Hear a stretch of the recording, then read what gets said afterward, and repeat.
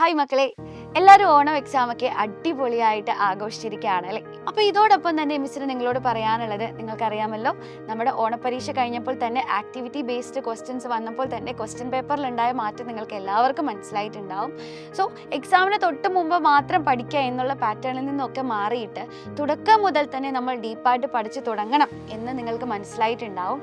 അപ്പോൾ ഈ ഓണപ്പരീക്ഷ കഴിഞ്ഞ ഓണം വെക്കേഷൻ കഴിയുന്നതോടൊപ്പം തന്നെ ഇനി സ്കൂൾ തുറക്കുമ്പോൾ പണ്ടത്തെ പോലെ പഠിക്കുന്ന കാര്യങ്ങളൊക്കെ കൂട്ടി വെക്കാതിരിക്കുക, അന്നുള്ള കാര്യങ്ങൾ അന്ന് തന്നെ പഠിക്കുക, പറ്റുമെങ്കിൽ പരമാവധി ചോദ്യങ്ങൾ ചെയ്യുക, മോഡൽ എക്സാമുകൾ എഴുതുക. ഇതൊക്കെയാണ് നിങ്ങൾ ഫോളോ ചെയ്യേണ്ടത്.